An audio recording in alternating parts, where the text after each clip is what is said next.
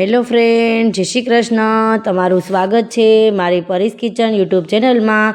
તો આજે આપણે બનાવીશું એકદમ પોચા રૂ જેવા ટેસ્ટી ઢોકળા। તો મિત્રો, તમે મારી ચેનલને હજી સુધી સબસ્ક્રાઈબ ન કરી હોય તો સબસ્ક્રાઈબ કરો, લાઈક કરો અને તમારા મિત્રો, તમારા પરિવાર સાથે શેર કરો। તો મિત્રો, તમે સૌથી પહેલો વિડીયો મારો હું નાખું ત્યારે તમને સૌથી પહેલું દેખાશે। તમે સબસ્ક્રાઈબ કરી હશે ચેનલ તો મારી એકદમ સરળ રેસીપી હોય છે, તમે એક વખત જોશો તો તમને તરત જ યાદ રહી જશે। મિત્રો, મારો વિડીયો સ્કીપ કરીને જોશો તો તમને કાંઈ ખબર નહીં પડે। આખો વિડીયો પૂરો જોશો તો તમને બધી ખબર પડશે કે મેં કેવી રીતે ઢોકળા બનાવ્યા છે। મેં 250 mlનો કપ લીધો છે, તે હું 1.5 કપ ભરીને હું નાખીશ। તમે આ 250 mlના માપથી મેં બનાવેલો છે। મિત્રો, તમે કોઈ પણ વાટકીથી બનાવશો તો પણ સરસ જ માપ થશે। તમે 3 વાટકી ચોખા લ્યો છો તો તેની સામે 1 વાટકી નાની ભરી અને દાળ લેવાની છે। એક મુઠ્ઠી નાખો તો એક મુઠ્ઠી નાખવાની છે, નહીંતર આપણો વાટકીનું માપ હોય તો વાટકી નાખવાની છે। હવે મેં તે જ વાટકી ભરીને 1 કપ ભરીને 250 ml જેટલી ચણાની દાળ નાખી છે અને પછી 85 ml એટલે 1/4 કપ નાનું કપ ભરી અને મેં અડદની દાળ નાખેલી છે અને એ જ વાટકીના માપથી મેં મગની મોગર દાળ નાખેલી છે। જો મેં નાની કપ ભરી એ 1/4 કપ લીધો છે, તેમાં મેં મોગર દાળ અને અડદની દાળ નાખી છે અને જે કપના માપથી મેં ચોખા નાખેલા હતા તે જ કપના માપથી મેં ચણાની દાળ નાખેલી છે, આખો કપ ભરીને। એટલે તમે ચણાની દાળ થોડી વધારે નાખવાની છે અને મગની અને અડદની થોડી મેં નાખેલી છે, 85 ml જેટલું। હવે અમે આ બધી દાળ અને ચોખાને સરસ રીતે સાફ કરી નાખ્યું છે 2 થી 3 પાણીએ, અને હું એમાં પાણી ભરી દઈશ અને હું 4 થી 5 કલાક માટે હું પલળવા માટે રાખી દઈશ। મિત્રો, તમે પલાળશો તો સરસ એવું પીસાશે અને સરસ એવું આથો પણ આવશે।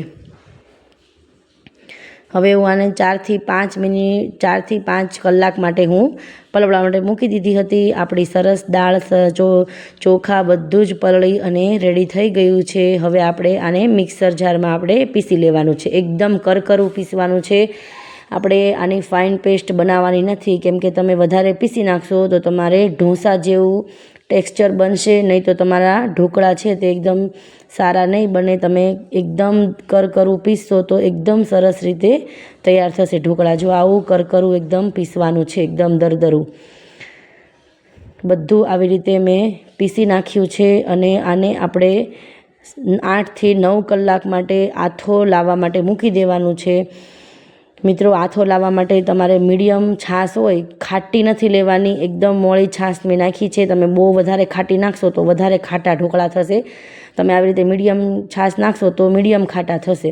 હવે મેં બધું મિક્સ કરી દીધું છે। જે મેં કપથી જે દાળ લીધી હતી એ જ કપથી મેં છાશ નાખી છે, થોડી એવી 85 ml જેટલી। હવે મેં આને 9 થી 10 કલાક માટે હું આથો લાવવા માટે મૂકી દઈશ।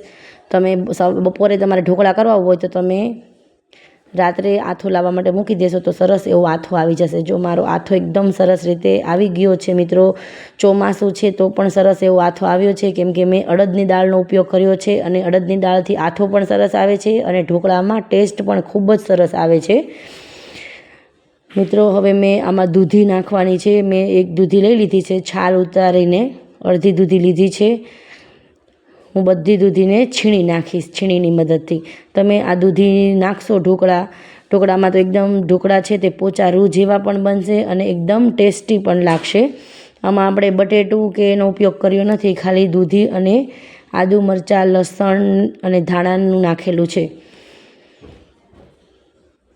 મેં બધી છીણેલી દૂધી નાખી દીધી છે અને બધા આપણે મસાલા કરી લેવાના છે। મિત્રો, તમે આવી રીતે ઢોકળા બનાવશો તો બહુ જ ટેસ્ટી બને છે। હવે હું એમાં 1 ચમચી હળદર નાખી દઈશ। તમને હળદર ગમે તો નાખવાની છે, નહીં તો તમે સ્કીપ પણ કરી શકો છો। સ્વાદ પ્રમાણે હું મીઠું નાખી દઈશ। પછી આપણે બેટર બની જાય પછી 1-2 વાર ચાખી અને પાછું મીઠું એડ કરીશું। પહેલાં તમે થોડું ઓછું મીઠું નાખવાનું છે। મેં મરચાંની દરદરી એવી પેસ્ટ તૈયાર કરી લીધી છે પહેલેથી જ તે હું એડ કરી દઈશ અને ધીરે ધીરે બધા જ મસાલા હું નાખીશ। મિત્રો, આમાં તમે આવી રીતે મસાલા નાખી અને આ ઢોકળા બનાવશો તો એકદમ ટેસ્ટી એવા ઢોકળા બનીને તૈયાર થશે.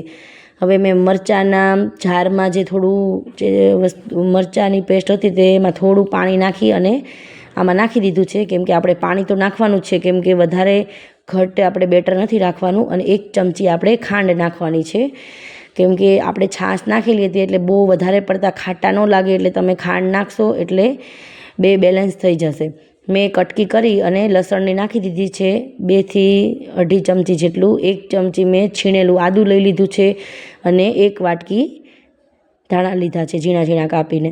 તમે મિત્રો આટલી વસ્તુ નાખી અને ઢોકળા બનાવશો તો બહુ ટેસ્ટી એવા બનશે. તમે આમાં બટેટું છીણીને પણ નાખી શકો છો, પણ મેં ઝાઝી દૂધીનો જ ઉપયોગ કર્યો છે.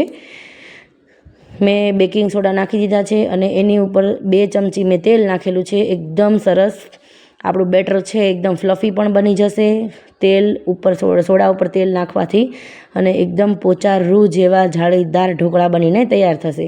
હવે હું આ ડીશમાં થોડું તેલ ચોપડી અને એકદમ સરસ રીતે ગ્રીસ કરી રહીશ. મિત્રો તમે મારો વિડીયો આખો જોશો તો તમને ખબર પડશે, સ્કીપ કરીને જોશો તો તમને કાંઈ ખબર નહીં પડે. અને ઢોકળા પણ ઘણાના ડઠ્ઠર એવા થાય છે અને ઠંડા થતાં આપણને ગળામાં પણ એકદમ ડૂચો વળે છે. તમે આવી રીતે ઢોકળા કરશો તો તમને ગળામાં ડૂચો પણ નહીં વળે, અને ઠંડા થશે તો પણ તમને આવી રીતે ખાવાની પણ મજા આવશે અને ટેસ્ટમાં પણ એ તમે ગરમ ખાઓ છો ને એવા જ લાગશે ઠંડા થઈને પણ. હવે મેં આ બેટર નાખી દીધું છે એક થાળીમાં. આવી રીતે થોડું અમથું નાખીશ 1 ચમચો જેટલું. પછી આવી રીતે ટેપ કરીશ ડીશને. ઉપર થોડું લાલ મરચું સ્પ્રિંકલ કરવાનું છે. આવી રીતે લાલ મરચું સ્પ્રિંકલ કરશો તો ટેસ્ટ પણ સારો આવશે અને ઢોકળાની ખાવાની મજા આવશે. એવી જ રીતે મેં બીજી ડીશમાં તેલ ગ્રીસ કરી લીધું છે અને મેં 1 ચમચો બેટર નાખી અને ફેલાવી લીધું છે. એકવાર ટેપ કરી લઈશ. સેમ પ્રોસેસથી હું તેમાં લાલ મરચું પાવડર પણ સ્પ્રિંકલ કરી લઈશ. અને પહેલેથી મેં સ્ટીમર ગરમ કરવા મૂકી દીધું છે. મારું સ્ટીમ ગરમ થઈ ગયું છે. હવે હું ઢોકળાની ડીશ મૂકી દઈશ. મિત્રો તમે પહેલેથી સ્ટીમ ગરમ કરવા મૂકી દેવાનું છે. જ્યારે આપણે સોડા નાખવાની થોડી વાર હોય ત્યારે ખાવાનો સોડા નાખી અને પછી સ્ટીમરમાં તરત જ આપણે આ ડીશો મૂકી દેવાની છે, કેમ કે નહીં તો આપણા સોડા છે તે થોડા ઉડી જાય છે. એટલે આવી રીતે તમે સ્ટીમર ફટાફટ આપણે ચાલુ પહેલાં કરી દેવાનું છે. હવે આપણે ઢોકળા બની ગયા છે. 15 મિનિટ આપણે ઢોકળાને રાખવાના છે. 15 મિનિટ થઈ ગઈ છે અને ઢોકળાને આવી રીતે ચેક કરવાના છે ચપ્પુની મદદથી. એકદમ સરસ રીતે ફૂલી ગયા છે ઢોકળા. અને હું 2 ડીશ લઈ લઈશ. મિત્રો મારી નીચેની ડીશ છે તે થોડું વચ્ચે મને એવું લાગે છે કે ફૂલ્યું નથી, એટલે હું પાછું આને બંધ કરી દઈશ. અને આ ડીશ છે તે મારી થોડી ઠરી ગઈ છે. પછી આપણે આવી રીતે ચપ્પુના મદદથી બધા ઢોકળા છે તે આવી રીતે સ્ક્વેર શેપમાં કટ કરી લેશું. મેં થોડી આ સાઈડની કટ લઈ લીધી છે અને જો હું તમને આવી રીતે ઉખાડીને દેખાડું તો મારા ઢોકળા એકદમ સરસ રીતે બન્યા છે અને ફૂલ્યા પણ છે, ડબલ થયા છે. મેં થોડું જ લેયર નાખ્યું હતું તો પણ એકદમ સરસ રીતે પોચા રૂ જેવા ઢોકળા બનીને તૈયાર થયા છે. જો મિત્રો આવી જ રીતે હું બીજી ડીશ પણ મારી બનીને તૈયાર થઈ ગઈ છે અને હું આવી રીતે કટ કરી લઈશ ઢોકળાને. અને હું આવી જ રીતે બધા ઢોકળા મેં ઉખાડી અને એક ડીશમાં લઈ લીધા છે. મિત્રો તમે મારો વિડીયો કેવો લાગ્યો અને ક્યાંથી જોઈ રહ્યા છો તે કોમેન્ટ બોક્સમાં એકદમ સરસ પ્યારું કોમેન્ટ કરી દેજો. જો આપણા ઢોકળા છે તે એકદમ સરસ રેડી થઈ ગયા છે. હું તમને ખોલીને દેખાડું. મારા ઢોકળા એકદમ પોચા રૂ જેવા બનીને તૈયાર થયા છે. મિત્રો તમે મારો વિડીયો લાઈક કરો, શેર કરો અને સબસ્ક્રાઈબ કરવાનું નહીં ભૂલતા. આપણા ઢોકળા રેડી છે. વાહ!